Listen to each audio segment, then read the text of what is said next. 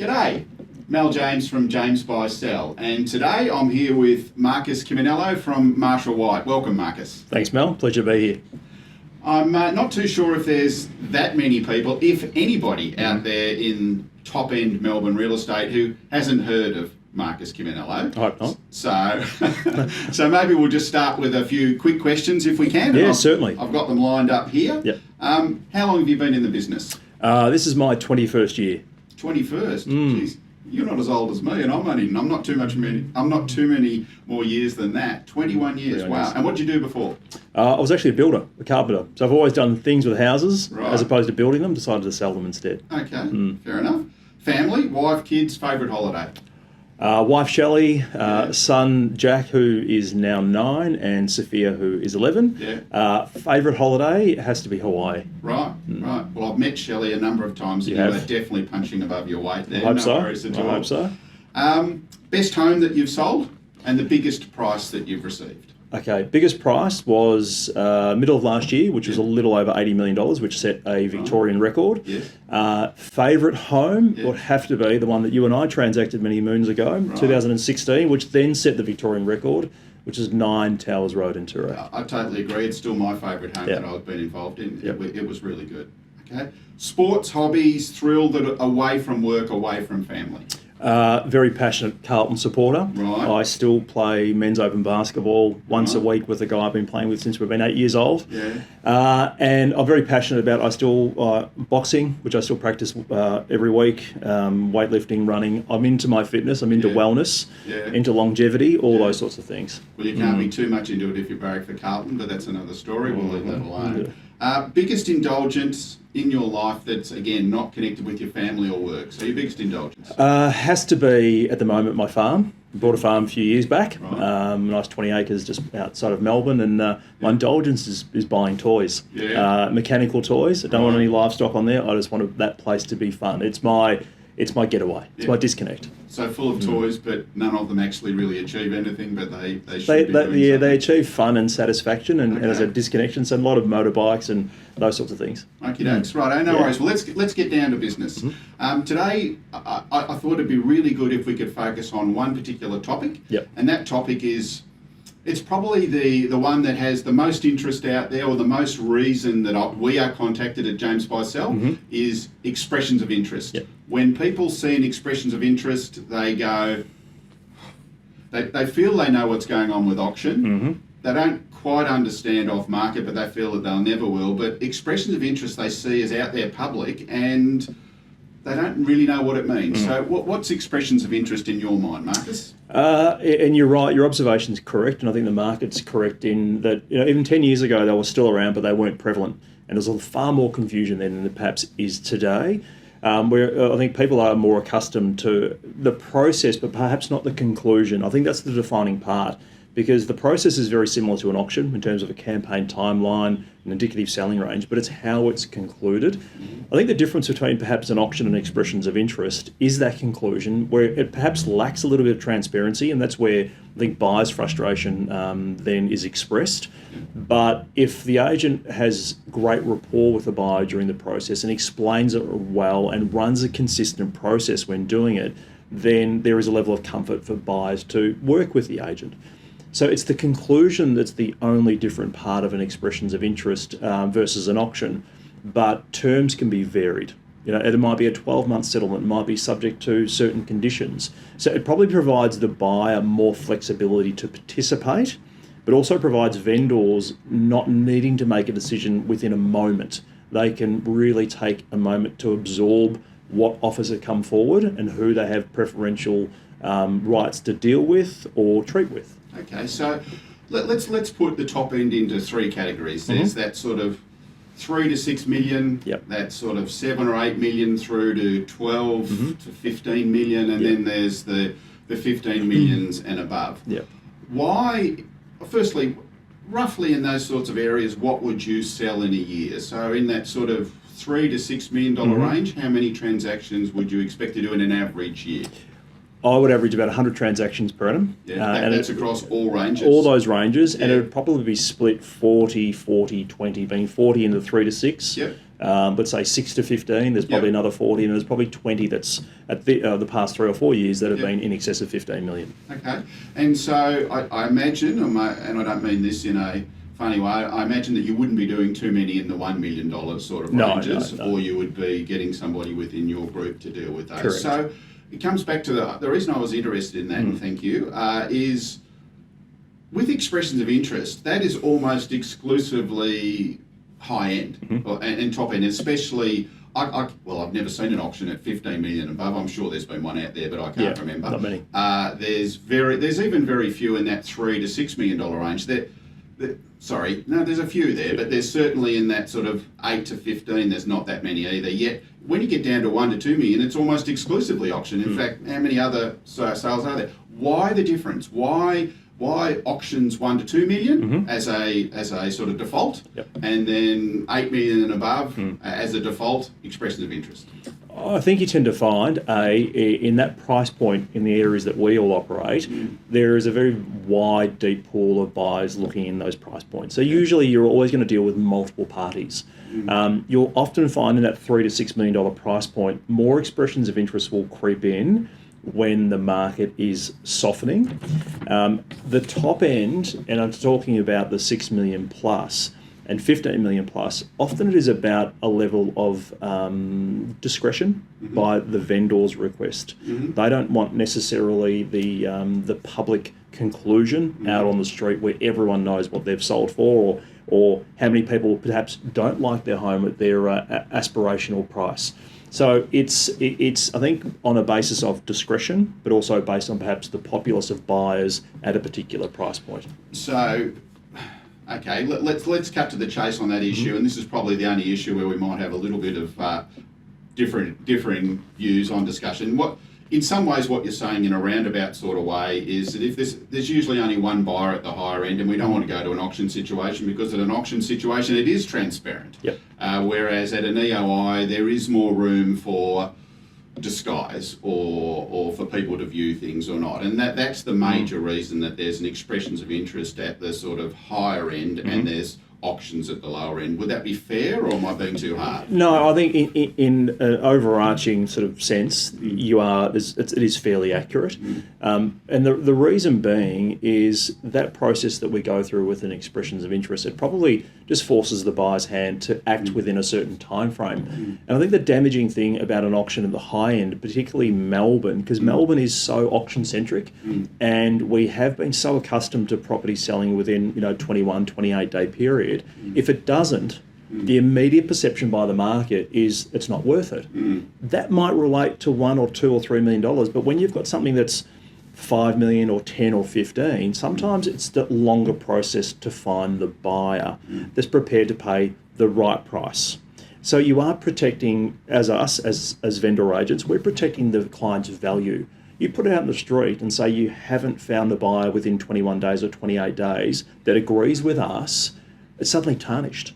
So why would you do that? And we know 6 weeks down the track, we've found the right buyer at the right value. Hence why it's more. There's probably more value protection that's recommended via an EOI to make sure that it's not vulnerable to the public's view on one particular day in a certain time frame in the calendar year. Look, I totally agree with what Marcus is saying. Even when I'm representing buyers, I mean, most of the buyers at the sort of $10 or $15 million level and above, they're either very sophisticated or they're getting sophisticated advice, or if they're in the category where they're not sophisticated and not getting sophisticated advice, well then they're going to be in trouble basically in an EOI. So what Marcus is saying is actually quite true, even from a buying or a selling point of view. It's a very different market at 15 million, at 8 million than it is from 1 or 2 million.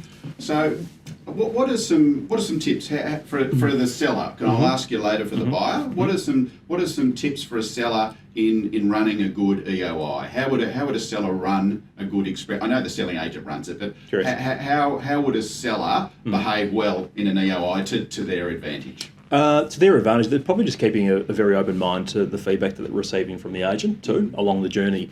And often it will be, as you've mentioned before, a one or two buyer scenario at the conclusion. Be guided by the agent in terms of it's not necessarily down to a definitive day where everything comes together. Because often that's where the hard work begins with the agent. Expression of interest closed. You might have some people that are on the fringe that want to participate but have some reluctancy, and that might be based on previous experiences. Have faith in the agent. Give them some time to allow them to, once again, get the buyer really comfortable in participating with that process. But treat it as, we always talk about the marathon and not the sprint. Auctions are very much sprints. Yep. But if you're wanting to achieve a certain time frame, a certain price within a time frame, auctions are very good. But if you want to achieve the maximum possible price, the expression of interest really is a very good process too. So I think it's probably just keeping a really open mind. The best vendor, by far, is the one that hands the reins of control over to their agent within reason, provided they're getting the right advice, not self-serving advice by the agent. They're getting the right advice and have trust in the agent, and just stand back and just let them do what they do best. Okay, so it's in summary for the seller to work for their own advantage. You're saying, first of all, keep an open mind in where price may actually be if your main aim is to sell it. Correct. And then secondly, be patient. Allow some time. Maybe that it won't actually sort of conclude on the particular date. It could go a little bit further. And I think thirdly, what you're saying, and certainly what I see when I'm also involved on the other side of the fence in doing the multi-agent sort of work, is keep your relationship with the agent. It's so important. If you're out there bagging your agent the whole time, it's very hard for that agent to go and deliver you a good service. The relationship is critical, especially in an EOI. Absolutely. And it's the same philosophy. You wouldn't interfere with your doctor. You wouldn't interfere with your surgeon. Let them do what they do best. The challenge is a lot of people do, or most people do, they know real estate, or they think they know real estate, but often they don't understand the dynamics of a campaign or what we go through or the journey we take a buyer to get our vendors' particular outcomes. So I think it'd be hard for a lot of people not to interfere. I know when I've sold, I absolutely hands off, because I've experienced myself when I have sold, and I've, the ones that have been fortunate enough to represent me, it's, guys, you just do, you tell me what to do and I will do it. And we've always had great outcomes. Okay. So that's sellers. From a buyer's point of view, where can a buyer, what's some tips that you would have for a buyer to take advantage of an EOI? Take advantage of an EOI, or just I know you're not going to be giving away your trade secrets. Where does an EOI work well, or what does a buyer need to do in an EOI? Let's say there's an example where they want to buy the property. Okay, if they want to go the absolute minimum price, well, let's not worry about all those tips and tricks, because people will work that out. Correct. But let's just say their main aim is to secure it. What would you be recommending there? Taking just a back step from there, and this is the challenge with EOIs, because there's legislation that runs in the auction process. There's legislation by default that runs a private sale process. And EOIs sit in that sort of twilight zone in the middle. No man's or no woman's land. Yes. Correct. So every agent runs them differently. And there's variations between people, the way agents run auctions, but they do run expressions of interest vastly differently. And can I add that not only does every agency, but many agents within the agency, and can I add one more? What I also see a lot is that an agent will tell you the rules at the start of the EOI, and those rules are vastly different by the end. There's a large fluidity. Correct. Because the EOI conclusion is very reactive, based on the ingredients being the interest that a agent will receive. I always encourage people to view the conclusion of an expression of interest as a beginning of an auction. Right. So if you do put your hand in the air and no one else bids, you're going to hold the right to negotiate with a vendor. Expressions of interest are very much the same. But if there are multiple people that are putting their hand in the air, you're going to have to compete for it. That's probably the best explanation. Right. So don't be reluctant to participate, because in the absence of your participation, agents are going to assume you're not interested. And don't stand back, because don't expect the agent to always refer back to you. So, and a lot of our clients' instructions will be deal with those that are expressing interest. So we ask them to participate, and bearing in mind, particularly with the change in the market, and values are, they're moving under our feet at the moment. We can't always tell where they're going and what direction. To express your interest where you have interest. So we might have an indicative selling range. If you want to position something that's comfortably in excess of, fantastic. If you want to put something that's within the range, I will certainly will. Yes. Or if you want to put something in that, if you don't necessarily agree with us, please express your interest, because we'd rather us hear about it and let our clients make a decision rather than us assume otherwise. So I think, and you need to build, for a buyer, once again, you've got to build as much rapport with the agent as you do with, as the agent does with the buyer.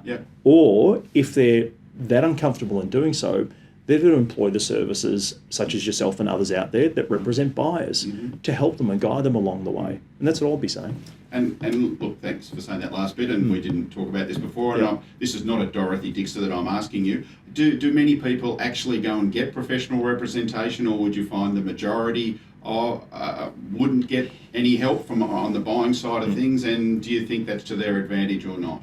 I would say 60 to 70% have some level of professional representation, particularly as much as that. Wow. Particularly when the price rises. So, and if it's a public process, usually in an off-market process, it's one-on-one, it's directly with the buyer and the agent. But more often than not, with an expressions of interest that is deemed to be something that's going to be competitive, more likely they're going to be represented professionally, whether it's by another agent, an advocate, a solicitor or a valuer, or a family friend. Okay. And sort of a question I've just put in here that I thought might be of some interest. To you or me? Well, I'm not sure. Maybe hopefully to people out there. A lot of people at the high level, they want to know the rules. And you've touched on that before, saying the rules are always different. Is it possible to actually understand what the rules are? Is it possible to go to an agent and say, what are the rules, and then expect those rules to be the same? I mean, do you have any written down rules? Will you follow through? Because with auction, the rules are really clear. The rules are written down, and they're in various forms of government regulations or even legislation. But with EOI, there are no rules written down. So what would be your advice to a buyer or a seller that's basically saying, well, I want to know what the rules are? I don't think there's any steadfast rules, and I don't think there ever will be. I think there'll be guidelines. That's about as far as we can go, because the reality is, even if you look at an auction, there are guidelines to auction. There are rules on the conduct of the actual auction itself, but there's nothing to say that you don't turn up on the Saturday morning and there's a big sold sticker on the board and it was sold the night before. So that's procedural when it comes to the agents or agency that's involved with the sale. But they have guidelines. And I think when someone makes an offer prior to an auction, we've got some pretty stringent guidelines we go past. Disclose, give everyone the same opportunity. We're going to make sure we've exhausted everyone. And then if there's no one that wants to challenge an offer, it's sold. If they do want to challenge the offer, then we'll conclude it in a transparent forum. A la an auction, a private auction, or a highest and best, depending on the situation, but more often it's a boardroom auction. Similarly, with expressions of interest, it's the same if trading beforehand and you have interest from people that want to be kept informed. It's always the conclusion, the pointy end, when you get to the 23rd of February at 5 p.m, that's where a sea of greyness comes in to the equation, because A, the agent doesn't know who's going to participate, and B, we don't know where they're going to participate. So I'll just summarise that and see if I do it correctly, and then ask you a follow-up question. So in summary, what you're basically saying, there are no rules, but perhaps your actions as a buyer could determine what those rules are. Yes. Would that be fair? 100%. It's certainly what I see in our business. That if our actions are positive going forward to achieve something, then generally you tend to make your own rules as you do. If you're just sitting back waiting for some other people to do things, that's when the rules start to change all the time. Correct. Is that reasonable? Yeah, because we are becoming reactionary again. But if you're making it very clear that I am participating in this expression of interest, as an agent, what we're trying to do is make sure that buyer and seller have a happy place to meet in the middle. Right. So we know that. But if there is radio silence, lack of communication, the absence of communication, we'll just assume that buyer's not interested. And they might be there going, look, we are interested but just don't want to participate. Then it's a Mexican standoff. So the follow-up question to that is, you're about to buy a property, you're buying a new farm because all your toys have now taken up all of your old farm, you haven't got any room. So you're buying a new farm and it's an EOI. Would you wait to the deadline? Would you wait till the end time to act? Or would you begin to act before the deadline? Because that's, again, a very common question that we get. Depends on the market environment at the time, number one. Is there likely to be a depth of interest, or is it likely to be something that sits on the market for a while? Do your own research first and foremost, because you have to get an understanding on the comfort of the value of the property. Okay, and there is enough information out there for anyone. Anyone can be an armchair expert in real estate. Yeah.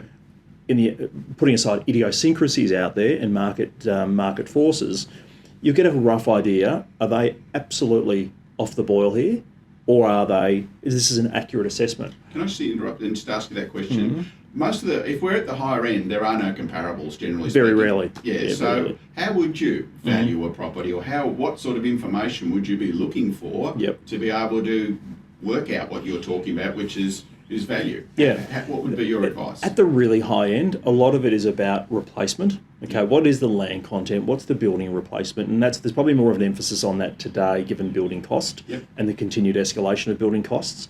So that's probably the number one. Then we can't then value time. Okay, how long is it going to take for someone to replace this? The interest holding costs, et cetera, et cetera, et cetera. There is a value to that. Then there's scarcity. All those sorts of things. So there's the area we can't measure on a monetary value, but neither can a buyer, neither can a vendor. We assume that someone will pay a premium, but what is it? Is it an extra 5%, 10%, 2%? We don't know. But I think it's finding a floor. Finding a floor of value is very easy, because it usually comes back to replacement. Above and beyond that will come back to your own emotional connection, your level of motivation and timing. So that's where we often start when the discussion around price is something that was rarefied air or doesn't have a direct comparable or several. And if I was going out and buying that farm today, I'd be looking at where the comparables are. How do I see that fit? Is it the level of comfort? Do I agree that the attributes and the content of the property actually match the indicative selling range? Yeah, I do feel comfortable with it. And I always say, well, why? For me, I always say, why wait? Okay, I think you're always leaving yourself open. If I like it, the vendor and agent are receptive to treating before. Why would I leave it for another 2 or 3 weeks where other buyers might gain a little bit more momentum? You're leaving yourself open for more competition to participate and actually confuse the process too. But then I also look on the flip side, and it's only because I've seen behind the curtain, does that just lift vendors' expectations by me going early? Yeah. So it is a really delicate one, but I think you have to get an understanding from the agent first and foremost. Are they receptive to selling now, or do they need to go through the process? And any good or competent agent should be able to answer that directly for you and guide you to either the conclusion or leaving the door ajar for a discussion now. Okay. Look, this has been a fascinating discussion. I feel I might have even learnt a little thing more, and I've been around for a fair while. So thank you very much, Marcus. Would this be a reasonable summary then, that expressions of interest are something in between a private sale and an auction? They have hybrid. Little bits of everything. There can be a really wide range in price. So if it's 8 million, it could actually be 6.9 million, or it could be 10.1 million, and we don't really know. And it's really important to be having a really good relationship with the agent, and if you're not going to get a buying agent to help you, then you need to have a really good relationship with the selling agent. Similarly, the seller needs to have a really good relationship with the selling agent. Agreed. You need to have a little bit of patience, and then basically you need to be putting your best foot forward all the time, because your actions will create the rules to some extent to how the EOI pans out. Is that a reasonable sort of summation? Yep. Okay, Perfect. thank you. Well, Marcus, where are people going to find you if they want to go and get the best agent for selling their property for expressions of interest? How will they contact you? On Sundays, come up to the farm, I'll be there. But otherwise, on the mobile, which is 0411 411 271, or just call Marshall White directly at 9822 9999. Thank you, Marcus. And if you need help in buying in an EOI type situation, then it's Mel James Buy Sell, marketnews.com.au, or 0408 107 988. This has been really good. Thank you very much, Marcus. Thanks, Mel. Pleasure. See you, mate.